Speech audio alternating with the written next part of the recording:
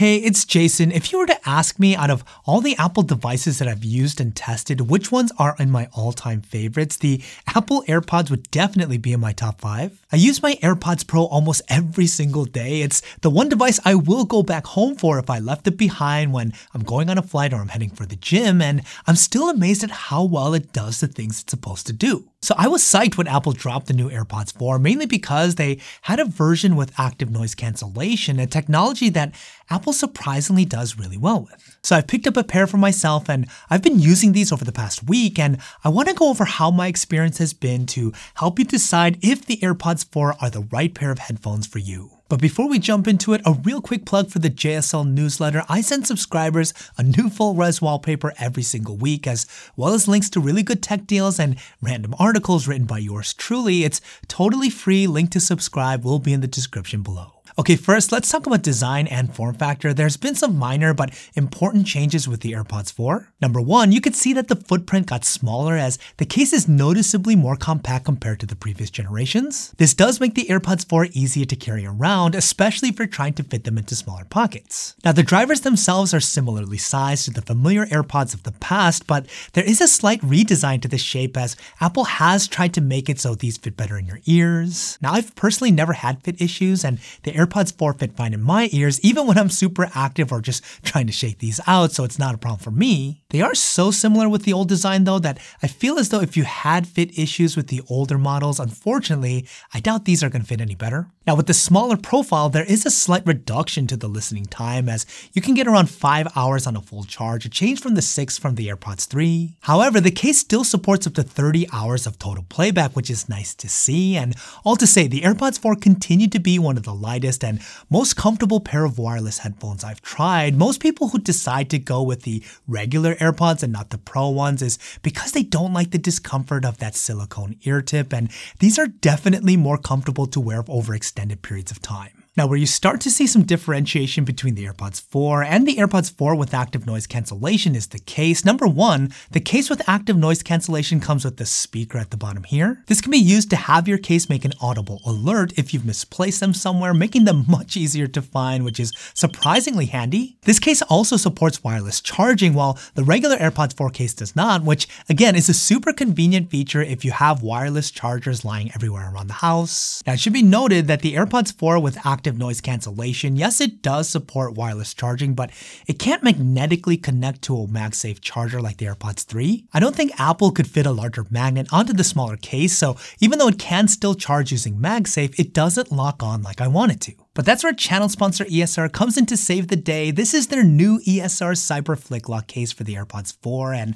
this thing is amazing. Not only does the Flick Lock case give you general shielding from nicks and scratches, it provides comprehensive drop protection with these ultra durable air guard corners. The case also has a magnetic latch that keeps your case securely closed, as well as an additional built-in lock to ensure that it never opens up if you drop these, even from a good distance. This built-in lock also acts as a really nice case opener. All you have to do is slide the lock over and it'll pop open the latch for you, and it's easy enough to do with one hand, and it's pretty great, I'm not gonna lie. But most importantly, the Flick Lock case comes with super strong magnets that gives your AirPods 4 the ability to regain MagSafe compatibility to ensure seamless charging to all of your MagSafe chargers, which is a huge feature to get back. Now, you could also go with the ESR Orbit Hybrid case. This one also has magnets on the back to allow for full MagSafe compatibility, as well as a magnetic locking lid for security, and both have the ability to attach either a lanyard or an attachment hook to ensure easy access to your AirPods no matter where you are. They also come in a range of really nice colors, and both of these cases not only provide a ton of peace of mind when it comes to protection, they offer some much needed functionality as well. And because ESR sent over way too many of these cases just for me, I'm going to be giving away 2 of them. All you have to do is make sure that you're subscribed to my newsletter for your chance to win. Again, link to subscribe will be in the description down below. Get the protection and the functionality that your AirPods deserve. Check out ESR today. Okay, let's get into arguably the most significant feature to come to the non-Pro AirPods, and that of course is the active noise cancellation. All you have to do is press and hold down on the stem on the driver, and it'll either activate or deactivate the ANC, which basically takes in the ambient noise around you using the built-in mics on the outside, and then outputs a corresponding frequency that will essentially cancel out the sound. Now the interesting thing is that most headphones that offer ANC, they're either over-the-ear headphones or earbuds that have silicone ear tips, much like the AirPods Pro. The main reason for this is that these style of headphones provide a good amount of passive noise cancellation, essentially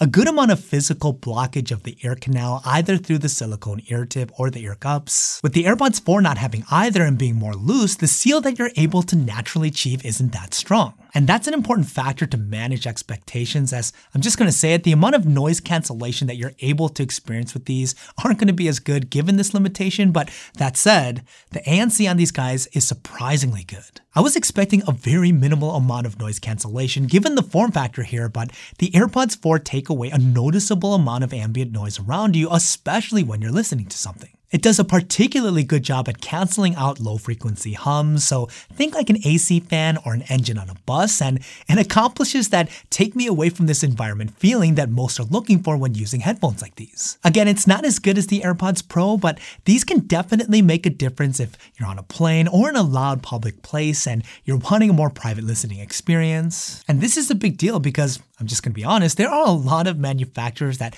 claim to have active noise cancellation on their headphones that just sucks, especially when the price tag is under $200. So this level of performance coming out of the AirPods 4 is really impressive because this is legit active noise cancellation. And what I think is important here is that the ANC does not compromise or degrade the sound quality on the AirPods 4, something that, again, Apple has done a really good job with. With the addition of the H2 chip, Apple has expanded on what already has been a pleasing sound signature on the AirPods 3, mainly by adding more robust low end without it getting muddy or overpowering, and still giving users a good amount of sound separation and a wide soundstage. Apple continues to provide users with a generally pleasing sound recipe that works for both music and for things like podcasts, and I can't stress this enough, activating the ANC does not screw up the EQ, which again can't be said of a lot of its competitors. It's not uncommon for ANC to really change, often not in a good way, the way the audio sounds when engaged, mainly by diluting the sound to where it's echoey and distant. But with the AirPods 4, you get none of that distortion. The sound is rich and full with or without the ANC on, which